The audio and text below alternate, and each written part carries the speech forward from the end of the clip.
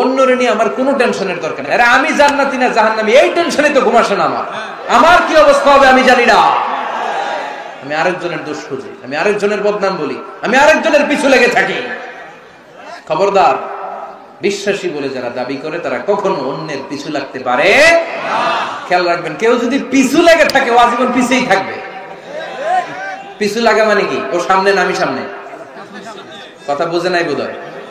কেউ যদি আমার পিছু লাগে ও সামনে না আমি সামনে? আমি সামনেই থাকবো, ও পিছনেই থাকবে। কথা বুঝতে পেরেছেন? খবরদার, পিছু লাগবো না কারো, কারণ কারো পিছু লাগলে আমি পিছনে পড়ে যাব। কারো দোষ খুঁজবো না, নিজের দোষ খুঁজবো। আমার কি সমস্যা, আমার কি ইমপ্রুভ করা দরকার, আমার কি ডেভেলপ করা দরকার, আমি নিজেকে কিভাবে সাজাতে পারি, এই নিয়ে থাকবে আমার টেনশন। আল্লাহর দেয়া আমাদের জন্য সবচেয়ে বড় উপহার হচ্ছে সময়। আল্লাহ আপনারা এত কিছু দিয়েছে, এর মধ্যে সবচেয়ে দামি কোন জিনিসটা দিয়েছে জানেন? সময়। কি দিয়েছেন? আমাদের জীবনের এই সবচেয়ে দামি জিনিসটা, এই সময়টা আমরা অন্যের পিছনে লাগাই ফেলি। অন্যের দোষ খুঁজতে খুঁজতে অন্যের এই সময়টা দিয়ে দেই, নিজের সময় নিজের কাজে লাগাতে পারি না, তাই না? এজন্য আমরা যেন অন্যের দোষ না খুঁজি, নিজের দোষ খুঁজি। ওয়ালা তালমিজু আনফুসাকুম, একে অপরের দোষ খুঁজো না। আদেশটা কার? আওয়াজ করে বলতে হবে, আদেশটা কার? এরপরে রব্বুল আলামিন বললেন ওয়ালা তানাবাজু বিল আলকাব, খবরদার খবরদার কাউরে মন্দ নামে ডেকো না। প্রত্যেককে যে নামে ডাকলে সে খুশি হয় তাকে ওই নামে ডাকো। কোনো মন্দ নামে কখনো কাউরে ডাকা যাবে না। মন্দ নামে ডাকা যাবে না। সম্মানিত ভাইরা, কাউরে মন্দ নামে ডাকবেন না। তার যেই নাম ওই নামে ডাকবেন।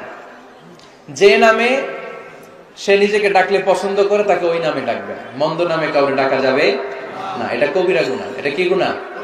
কবিরা গুনাহ। কারণ প্রত্যেকের নামটা প্রত্যেকের কাছে খুব প্রিয়, খুব আপন, খুব যত্নের, তাই না? ভাই আপনার নাম কি? উজ্জ্বল হোসেন। উজ্জ্বল নামে আরো মানুষ এই গ্রামে আছে না নাই?